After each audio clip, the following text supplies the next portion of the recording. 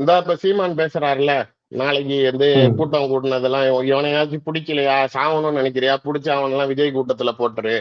அது மாதிரி அந்த கூட்டத்துக்கு ஆமா ஆமா, போனாலும் அதெல்லாம் எவனும் ரொம்ப. திரும்பி வரமாட்டான்.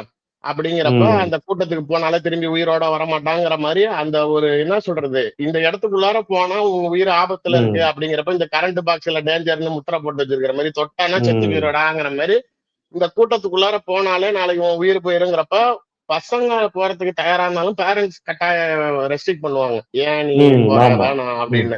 ஸோ ஏதோ ஒரு ம் பார்ட் ஆஃப் கிரௌடு குறையும் அப்படிங்கறதுதான் அவங்களுடைய இன்டென்ஷனா இருக்குது. சார் அவங்க அரசியல் ரீதியா விஜய், எடப்பாடி அவர்கள் தமிழ்நாடு முழுக்க சுற்றுப்பயணம் போறாரு. ஆமா நீங்க ஒரு ஆமா. ம் பத்திரிகையாளரா சொல்லுங்க, எத்தனை ஊடகங்கள்ல நாளைக்கு அது காட்சிப்படுத்தப்படுகிறது, எந்த அளவுக்கு மக்கள் கிட்ட அது பேசும் பொருள் ஆகிறது, இது எங்க போகுதுன்னு பாத்தீங்கன்னா எங்கேயுமே இல்ல. ம் ஆனால் விஜயுடைய வாரம் வாரம் ஒரு தடவை வெளில வந்தாலுமே அது மொத்த தமிழ்நாட்டினாலையும் உற்று நோக்கப்பட்டது. எல்லாமே பாக்குறாங்க.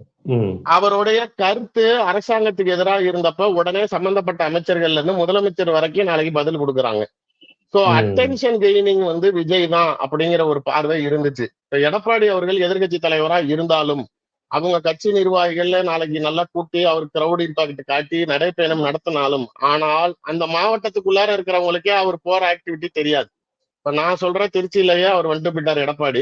அந்த வந்த ம் பகுதிகளில் வேணா அவரு வந்ததுக்கு உண்டான டிராபிக் நிப்பாட்டினது அது இதுன்னு வேணா ஒரு சலசலப்பு இருக்கலாம் தவிர, அந்த மாவட்டத்துக்குள்ளாரியே அவர் பேசின விஷயமோ அல்ல அவர் வந்துட்டு போனதோ ஒரு பரபரப்பையோ இல்ல மக்கள் கிட்ட கொண்டு போய் ம் சேர்க்கிறதோ இல்ல. ஆனால் ம் விஜய் வந்து இன்னைக்கு கரூர்ல போறாரு அப்படின்னாலே தமிழ்நாடு முழுக்க இருக்கிற எல்லாரும் டிவியை போட்டு பாக்குறாங்க.